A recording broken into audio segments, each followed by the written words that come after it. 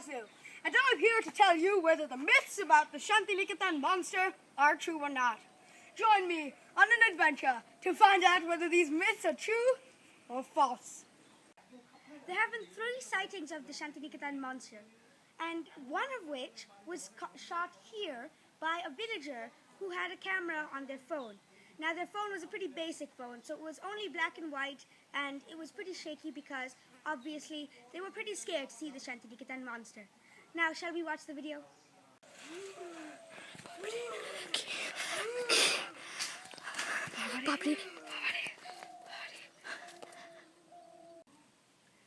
So after we watched this video, we kind of want to think what the villager thought. So here's the villager who took the video, and here is what she thinks about the Shantiniketan monster.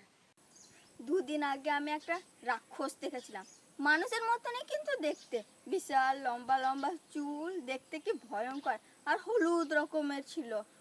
ওর একটা video আমার মোবাইলেও আছে, এখানে আর থাকলে চলবে না, খুব ভয়ঙ্কর দেখতে, মানুষকে খুব ভয় দেখাচ্ছে। The sighting of this monster was over there, and I believe that if we can look around a bit, we shall find some footprints and evidence that this monster truly exists.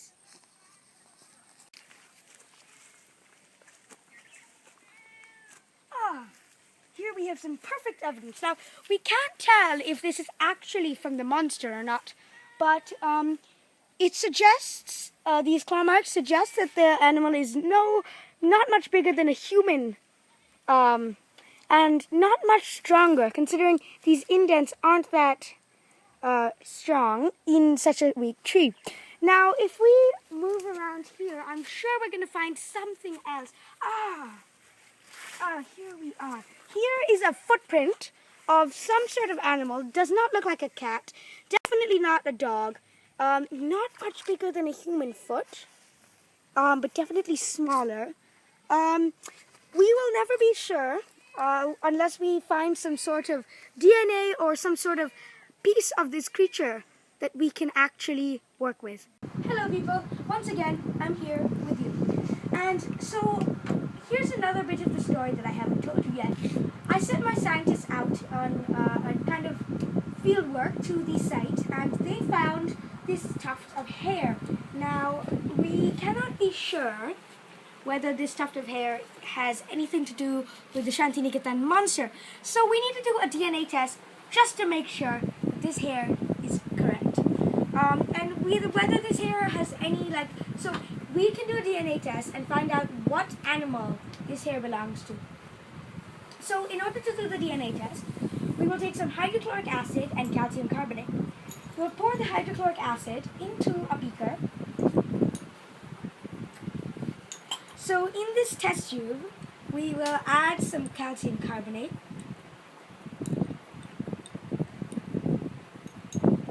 Which will immediately make it red, almost as though it's iodine. Then we will take the tuft of hair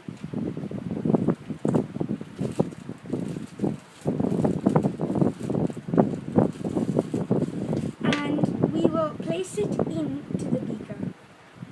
If it doesn't go in at first, you can just take the sharper and just help it in to the beaker and allow it to set for about 2 days until the solution is ready to be put into the DNA machine. So we've come back to the evidence to see if what we have seen is actually genuine. So here's the claw mark once again, and like I said in the first time, the indents are not deep enough for an animal of such size, and if this is the Shantiniketan monster, you assume for it to be pretty strong. So these claw marks aren't really, they're not really what we want for the Shantiniketan monster. Now, if we come back to the footprint here, it isn't really that deep. I mean, for a monster of such size, it should be a little more than this deep. But this isn't even that deep. So, and that just leads us to think that this could be a fake. Also, 3 toes is not something you find on many animals.